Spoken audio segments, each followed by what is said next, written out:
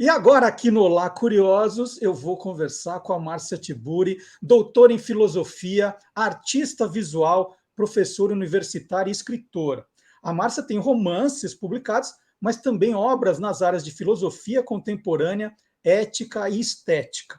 E um de seus livros publicados, um de seus maiores sucessos, é Feminismo em Comum para Todas, Todes e Todos. Márcia, bom dia. E eu queria começar perguntando para você, quando é que esse conceito de feminismo aparece pela primeira vez? Pois é, Marcelo, feliz de estar aqui conversando com você sobre isso.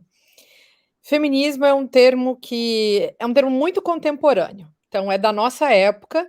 As pensadoras e as mulheres da antiguidade, da Idade Média, mesmo da modernidade, não dispunham desse conceito. Ele vem do século XIX e ele começou a ser muito usado no século XX, mas quando ele apareceu, consta que ele foi primeiramente usado por homens e de uma maneira desabonatória. Então, homens que no campo da medicina usavam o termo feminista para designar um homem que teria desenvolvido características físicas que não seriam suficientemente masculinas. E depois Alexandre Dumas Filho, que vai usar o termo de uma maneira social, se referindo aos homens que defendiam os direitos das mulheres, que no passado existiram e hoje ainda existem. E esses homens no século XIX eram definidos então como feministas, partidários de um feminismo. Então as mulheres começam a usar a palavra feminismo mais ou menos nessa época, as sufragistas na virada do século XIX para o XX, começo do século XX, esse termo começa a ser muito comum, mas é um desses termos que passa o tempo sendo ressignificado, como Uhum. tantas outras palavras. E hoje o termo feminista para nós hoje tem uma acepção digamos, bastante diferente da acepção do passado. Quando as mulheres usaram esse termo, é claro, ele designava a luta das mulheres pelos seus próprios direitos, mas havia também muito preconceito das próprias mulheres. Não era fala preconceito, vamos dizer, pré-conceito, né?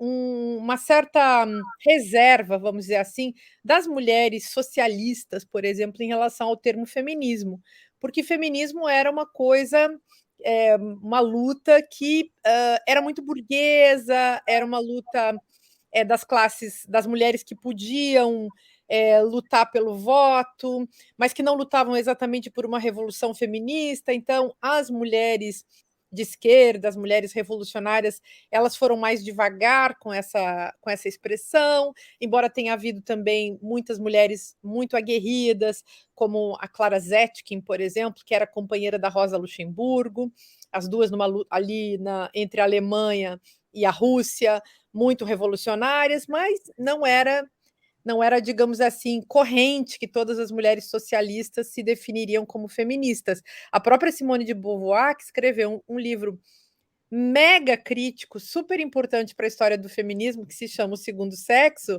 que foi publicado em 49, ela mesma só vai se definir como feminista depois da terceira onda, lá pelos anos 70. Bom, você falou da Simone de Beauvoir, né, do segundo sexo, mas antes dela, a gente teve uma escritora americana, a Charlotte Gilman, né, que escreveu Mulheres e Economia. Na mesma época da Simone de Beauvoir, a gente teve a Virginia Woolf, que também escreveu Um Teto Todo Seu, que tem até uma frase que a gente lê muito, né, que por muito tempo na história, Anonymous foi uma mulher. E todas ali, né, se você falar da obra das três, elas tratam da questão da emancipação financeira da mulher, né, que seria uma condição para lutar pela igualdade. Você acha que esse panorama continua igual, né? Quando eu estou falando de 1898 para cá, isso continua sendo o principal problema, Márcia? Digamos, é um problema conectado a todo um sistema que cria problemas para a vida das mulheres, que é o que a gente chama de patriarcado. Você citou duas mulheres muito fundamentais na nossa história, e eu queria colocar uma pessoa aí que vem do século XIX também, colocar junto dessa história, que foi a Nísia Floresta, que é uma brasileira que viveu aqui na França, morreu aqui na França, inclusive, mas que era uma mulher assim muito à frente do seu tempo e que também era uma defensora dos direitos das mulheres, inclusive o direito à igualdade, à equidade, em relação à justiça, em relação à economia, em relação à vida social, mas também tudo isso para essas mulheres todas começava evidentemente por um direito à educação. Então, esse é um ponto super fundamental. As mulheres lutaram, todas as feministas do passado, mesmo aquelas que a gente chama assim de proto-feministas, que ainda não se autodefiniam como feministas, sempre lutaram pela educação. E lutaram pela alfabetização das mulheres, lutaram para que as mulheres pudessem ter um mínimo de dignidade, de respeito à sua condição humana, e isso foi sendo repetido por várias outras mulheres, mesmo a Simone de Beauvoir, que eu citei há pouco. Simone de Beauvoir falava, colocava essa questão do jeito muito, muito, é até dolorido para a gente escutar hoje em dia. Ela dizia assim: como é que um ser humano pode se realizar sendo mulher? Como é que uma pessoa na condição de mulher pode se realizar como ser humano? Essa é uma questão que a gente pode estender, e foi isso que o feminismo do século XX fez. A gente pode estender a questão racial. O racismo coloca a mesma pergunta: como é que uma pessoa pode se realizar como ser humano se ela sofre um preconceito racial? Na condição racializada e vitimada pelo preconceito, por aí vai. Então, mas voltando à questão econômica, do meu ponto de vista, eu acredito que a violência econômica, ela é uma violência que estou falando justamente de violência econômica, porque eu acho que é disso que se trata. Não há equiparação, por exemplo, entre salários, isso é apenas claro, isso é estrutural, mas ao mesmo tempo aparece para nós como uma espécie de sintoma. Sintoma, ou seja, aquilo que é visível, mas ao mesmo tempo é deixado de lado, e evidentemente isso, ao mesmo tempo, está na base de toda uma estrutura de violências. Então, violências físicas, violências epistemológicas, violências institucionais, a violência doméstica, o que ela é? Uma violência institucional. A falta de equiparação salarial é uma violência institucional. E assim por diante. As mulheres sofrem violência institucional na mídia, violência institucional nos partidos políticos, violência institucional na esfera pública de uma maneira geral. Em qualquer ambiente que a gente queira pensar, da vida doméstica, da casa ao trabalho, dentro de casa ou na rua, as mulheres estão sempre sendo vítimas, alvos de várias formas de violência. E a violência econômica faz parte disso tudo. Então, a gente não basta ter salários iguais. Claro que salários iguais são desejáveis, mas não são suficientes para resolver um sistema ultra complexo de dominação e de opressão, que é o que a gente chama de patriarcado. E o patriarcado, por sua vez, que é um termo assim que durante muito tempo muitas feministas nem gostavam de usar, ele designa a versão de gênero daquilo que é a opressão do mundo do trabalho mesmo, né? Que é o capitalismo. Então, eu até tenho usado muito um termo que eu tenho visto que outras teóricas também têm usado, que é o termo patriarcapitalismo. Porque não existe capitalismo sem patriarcado, nem patriarcado sem capitalismo. Mesmo o patriarcado de esquerda é capitalista. E Márcia, quando a gente acompanha muito dessas questões, quando a gente fala de fascismo, fala de racismo, né, de machismo nas redes sociais, a gente tem uma sensação assim de que isso é um grande modismo, assim, né, que tratar dessas questões é um grande modismo. Mas isso está restrito à questão da rede social, como a pessoa quer ser vista, mas no fundo tudo muda muito pouco nessas questões. Então, Marcelo, eu vejo assim, os processos sociais, eles avançam na história, eles se modificam, não quer dizer que eles se tornem melhores nem piores, não quero fazer julgamentos éticos, que acho que não é o caso. mas há uma movimentação histórica e mudanças, transformações que se dão na história, em função de muitos aspectos, de condições de possibilidade relacionadas ao avanço das tecnologias, ao avanço das pautas propriamente ditas, né? Então, se a gente pensar, por exemplo, as questões relacionadas aos costumes, as questões morais,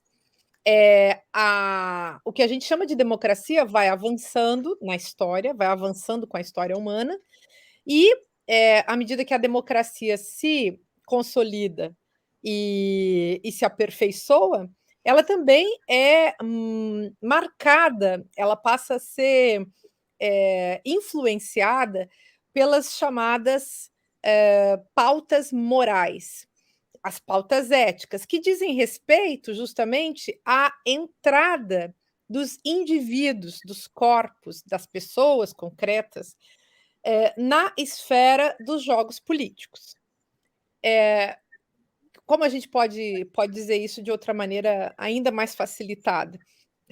Se as pessoas pensarem bem, então temos uma sociedade de grandes transformações, grandes movimentos, jogos de poder para todo lado.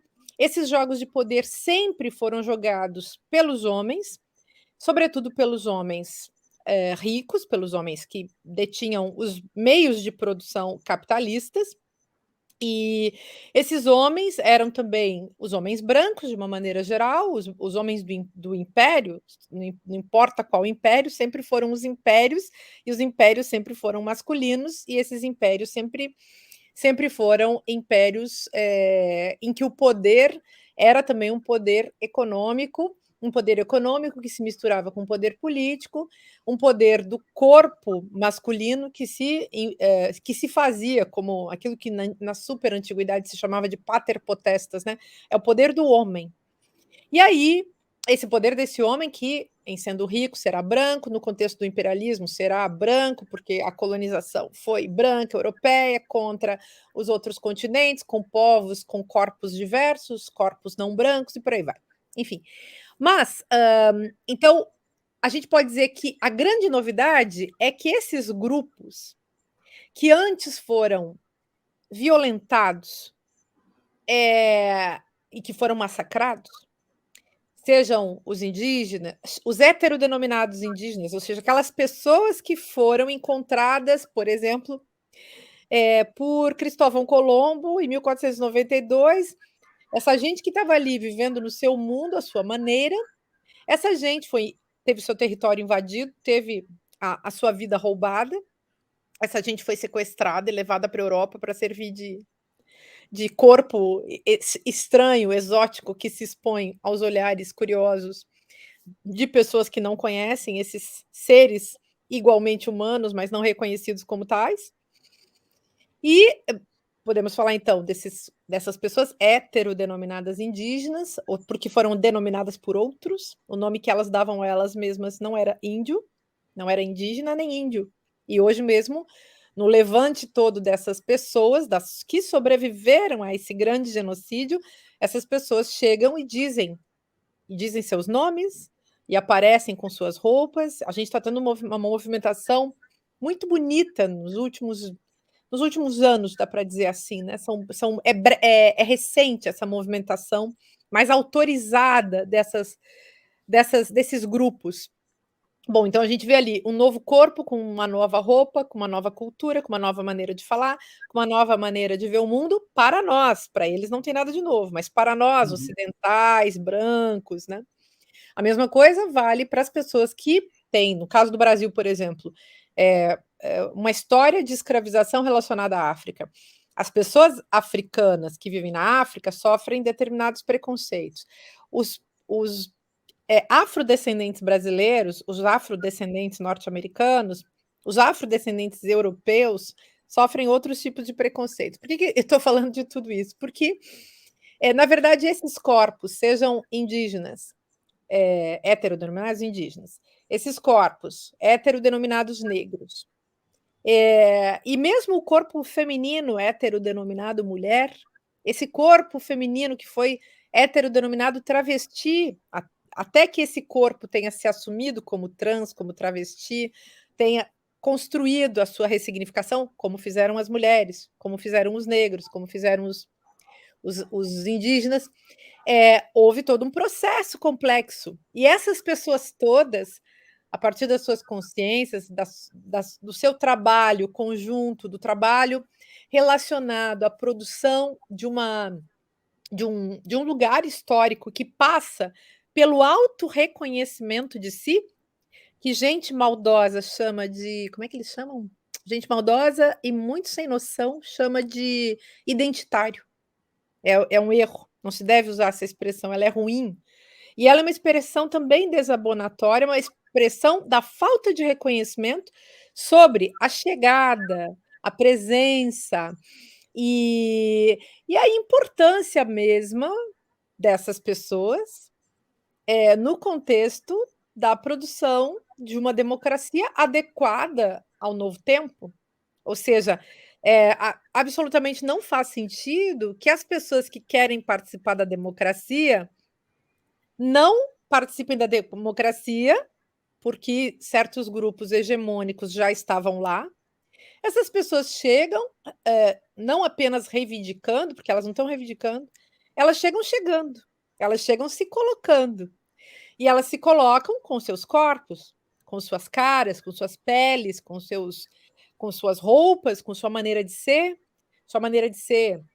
mulher, sua maneira de ser negro, sua maneira de ser feminina, sua maneira de ser trans, cis, não importa, de ser indígena, de ser quilombola, não importa, periférico, de ser, enfim, um corpo que vem trazer uma grande novidade do ponto de vista estético, mas também do ponto de vista ético e, evidentemente, do ponto de vista político, porque é toda uma população mundial nos diversos países do planeta que chega e diz: eu estou aqui, esse mundo, a minha presença é um direito, eu também vou lutar por direitos, vou lutar pelo direito de existir, e, evidentemente, nessa hora haverá confronto no sentido de, vamos dizer, até melhor do que confronto, né? Haverá enfrentamento, porque, evidentemente, aqueles que são os donos do poder, esses que já estão habituados com o poder, que estão acostumados a ocupar os cargos, que estão acostumados às posições de decisão, e a pompa dessas posições, essa gente toda fica revoltada quando chega alguém que não é desse mesmo time, que não estava um corpo, uma presença que não estava previamente autorizada dentro dos esquemas prévios do poder, dos rituais do poder, dos jogos de poder. E essas pessoas são, em geral, quando se trata de luta política, são tratadas como intrusas, os movimentos inteiros são tratados como intrusos. Se essas pessoas decidem fazer uma campanha política e participar, ocupando espaços de decisão em cargos, então essas pessoas serão também tratadas como intrusas, mas não é uma intrusão na democracia, é uma outra coisa, é um aperfeiçoamento da democracia. Então, a democracia burguesa, a democracia de fachada, é uma democracia, bom, é de fachada, mas ela, digamos, é antiga, é ultrapassada. O que a gente busca hoje, por isso eu me coloco junto, porque eu sou uma feminista em luta, eu falo de democracia radical, esse é o termo que a gente costuma usar para designar essa chegada de toda essa população que também quer existir, também quer viver na sociedade, também quer ter direitos assegurados, enfim, gente que quer viver numa sociedade justa e não numa sociedade de privilégios de poucos. Então, nesse sentido assim que acho que nós temos uma evolução, pelo menos para a nossa época, porque perdemos muito, né, do que, em termos de história, perdemos muito do que se passou na Idade Média, antes da passagem do feudalismo para o capitalismo. Então, ali, quando houve, por exemplo, o massacre das mulheres que foram chamadas de bruxas, ou seja, heterodenominadas bruxas, quando houve aquele massacre, foi um massacre que teve a ver com uma tecnologia política do capitalismo. O massacrar digamos, patriar capitalista. E ali houve aquela matança de mulheres. Mas o que existia antes, as relações sociais de trabalho e mesmo a visão que a sociedade tinha, de uma maneira geral, sobre gênero, sobre mulheres, é uma visão que se perdeu muito, e a gente tem muita notícia de como a igreja e de como os senhores do dinheiro, do poder, os senhores do Estado, os senhores do poder econômico, naquela época, oprimiam, enfim, os seus vassalos, os seus subjugados, as mulheres, os corpos diferentes, por aí vai. Mas havia também muita construção na contramão disso, né? Havia sem dúvida muitas mulheres emancipadas, digamos assim, muitas mulheres sozinhas, muitas mulheres enfim, que a modernidade deu um jeito a modernidade, entre aspas, né? Deu um jeito de apagar da história. Então, o trabalho das historiadoras e dos historiadores é absolutamente fundamental na hora de recuperar justamente as narrativas do passado, os fatos do passado que concernem a esse, a esse apagamento e a esse massacre de tantas pessoas, né? Enfim, de populações inteiras, em certos casos, como é o caso da população indígena de um território que foi também heterodenominado América, na contramão do nome que essas pessoas que viviam nesse lugar davam ao seu próprio território, né? Márcia, é muito importante para essa evolução que a gente cada vez mais discuta esse tema. E a gente tem visto muitos livros hoje nas livrarias. Eu citei o seu, né, o Feminismo em Comum para todas, todos, para todas, todos, todos, que tem linguagem mais acessível, né? O seu, você trata de questões do feminismo nessa vida cotidiana de um jeito muito mais fácil. E hoje a gente tem vários exemplos. Eu peguei um aqui, que é o Para Educar Crianças Feministas, que é da nigeriana Chimamanda Ngozi Adichie, né, que fala dessa questão da educação em casa de meninos e meninas. Né? Se a gente pegar uma das frases que está aqui na quarta capa, que eu vou ler, ela fala: lembro que me diziam quando era criança para varrer direito, como uma menina, o que significava que varrer tinha a ver com ser mulher. Eu preferiria que tivessem dito apenas para varrer direito, pois assim vai limpar melhor o chão. E preferiria que tivessem dito a mesma coisa para os meus irmãos. E a gente vive num mundo ainda que nas lojas de brinquedo, na seção de meninas, né, os brinquedos ainda são ferrinho de passar, panelinha, né, e dos meninos são os skates, as bolas. Essa é uma questão ainda que é muito importante para ser discutida, do papel justamente das mães e dos pais na educação das crianças, para não continuar formando crianças, meninos, né, machistas, mulheres até machistas também. Pois é, Marcelo, e o que nós faremos com os pais machistas, as mães machistas? O que nós faremos com essas pessoas que já são adultas e não têm condições de educar pessoas para a democracia? Para mim, isso é uma grande questão. Então, os pais precisam melhorar suas próprias cabeças, precisam melhorar suas mentalidades, suas sensibilidades. É claro que existem muitos pais e mães muitíssimo preocupados com a formação de uma mentalidade democrática, né, nos seus jovens filhos, nas suas crianças, mas existem pais que são realmente autoritários, conservadores, que são pessoas que são capazes de nos colocar medo, porque são pessoas realmente, muita gente, muito, às vezes até com, vamos dizer assim, é triste falar isso, mas com uma mentalidade fascistizada. Então, eu diria assim, nós que somos professores, eu sou professora, por exemplo, então, o que eu tenho que fazer? Eu tenho que estudar. Eu tenho que estudar para poder dar aula. Eu tenho que estudar para poder ensinar os meus estudantes. Eu acho que os pais também deveriam estudar. Então, não adianta nada eu querer que meu filho, isso acontece muito também, quero que meu filho leia. E eu leio. Quero que meu filho estude. Eu estudo. Que exemplo eu dou ao meu filho? E mais do que o exemplo, tem uma coisa que é forjar o desejo, né? Então, posso eu desenvolver o desejo das minhas crianças, pela leitura, pelas artes, pela democracia, por uma vida justa, pelo respeito ao outro, à natureza, às outras culturas. Eu só posso fazer isso se eu criar um ambiente no qual isso é viável, no qual isso se dá. Não basta não basta, inclusive é contraproducente tentar impor. Então, eu acho que os pais estão precisando, e vou dizer isso com tranquilidade, talvez haja pessoas que fiquem incomodadas, mas os pais estão precisando de autocrítica. Acho que eles estão precisando rever, suas posições.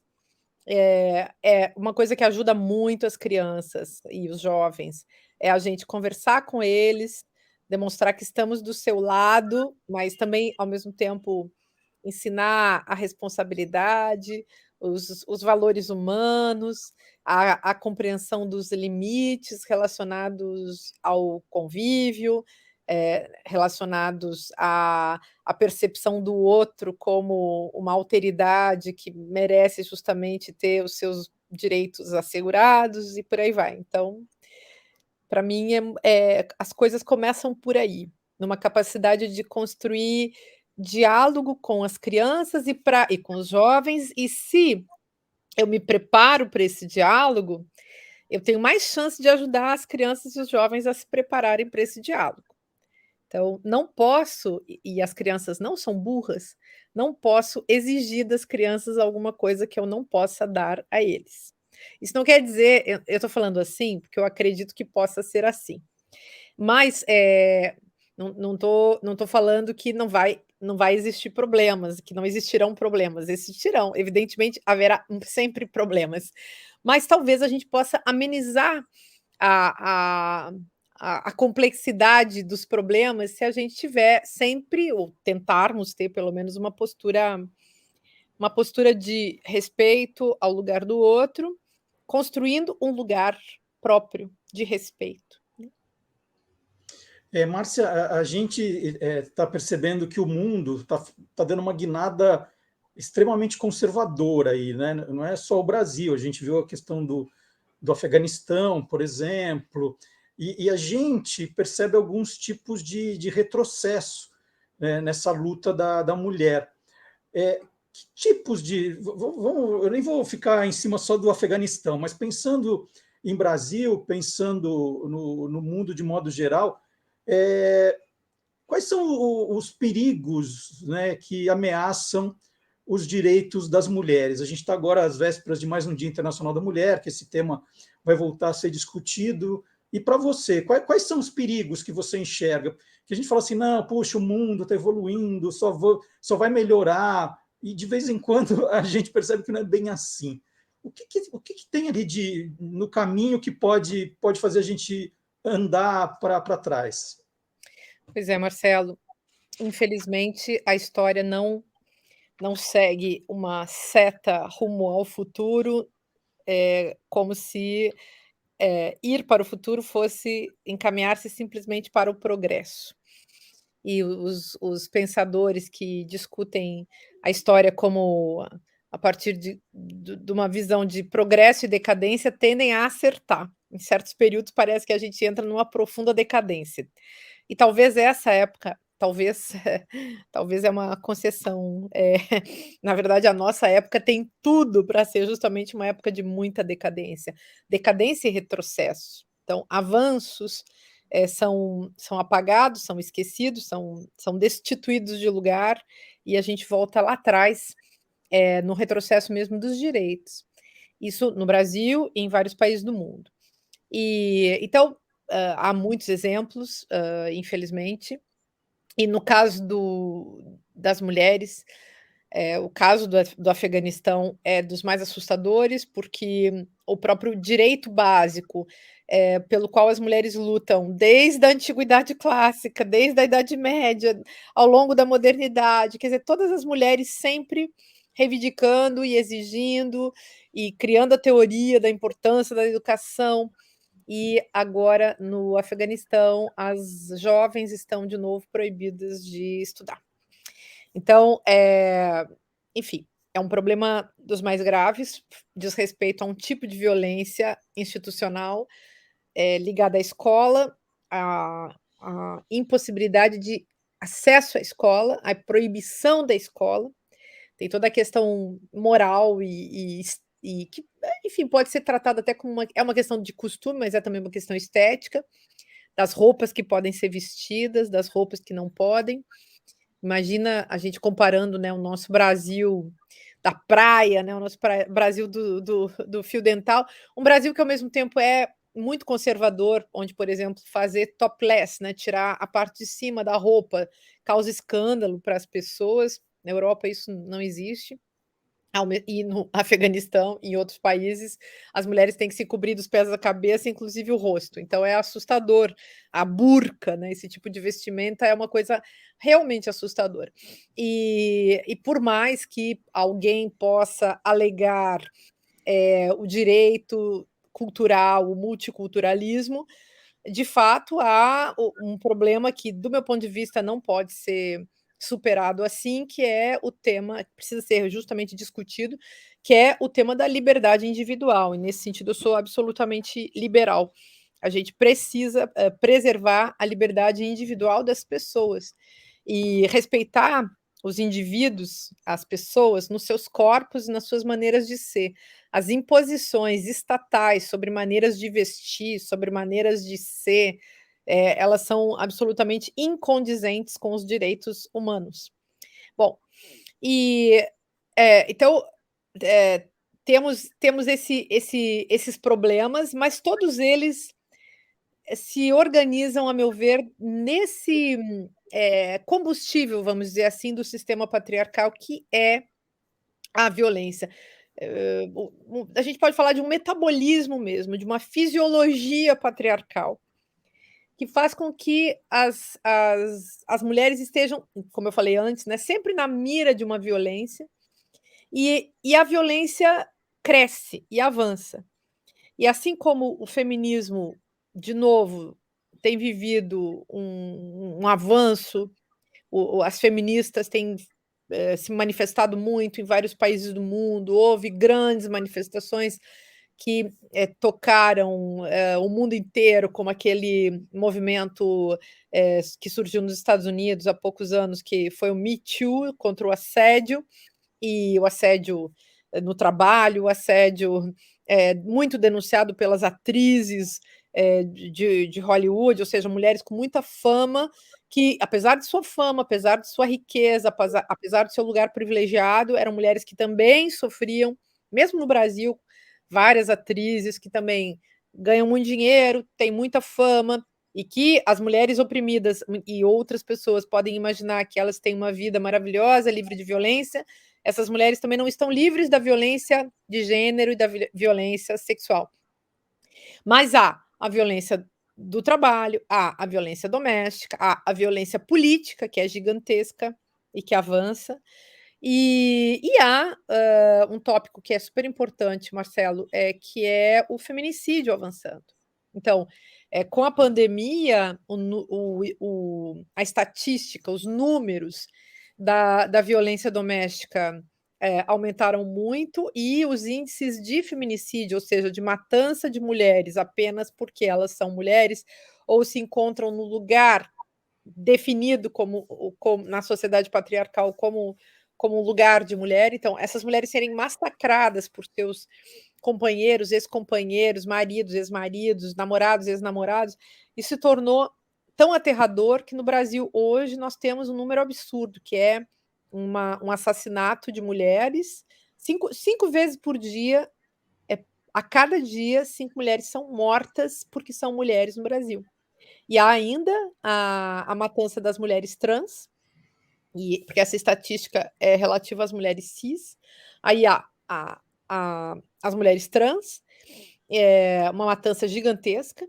Infelizmente, se nós não avançarmos na democracia, se nós não construirmos uma sociedade mais justa, se o patriarcado capitalista, racista, capacitista, abusador e violento continuar avançando, haverá mais e mais matança. E isso precisa ser freado com meios democráticos, a lei, com a educação, com a cultura, com as campanhas de conscientização. Eu mesma faço parte de uma campanha que é, fundamentalmente uma campanha de conscientização que se chama Levante Feminista contra o Feminicídio. A gente já tem 1 ano de trabalho, mais de 1 ano de trabalho, e é uma busca de muitas, de centenas de milhares de mulheres no Brasil por, produzir consciência acerca, dessa violência limítrofe, da violência digamos assim, a violência, pior, de todas as violências, que é uma violência que não tem como você reparar, não tem como você ajudar, não tem como você resolver, não tem como você contornar. A morte é incontornável, é nesse sentido. Então, acho que nós temos realmente a ameaça gigantesca da violência, que já está aí, e a ameaça de que essa violência continue avançando e tornando a nossa sociedade cada vez mais insustentável. Eu queria muito agradecer a entrevista da Márcia Tiburi, doutora em filosofia, artista visual, professora universitária, escritora, né? Nós falamos aqui de vários temas, e um dos livros que eu citei é O Feminismo em Comum para Todas, Todes, Todos, mas a Márcia tem uma incrível aí coleção de livros que a gente recomenda que vocês conheçam, e agradecer muito a sua gentileza, dedicar esse tempo aqui aos nossos curiosos. Márcia, muito obrigado. Obrigada, Marcelo. Prazer estar com Imensamente você. grato por você, para você ter Muito participado aqui com a gente.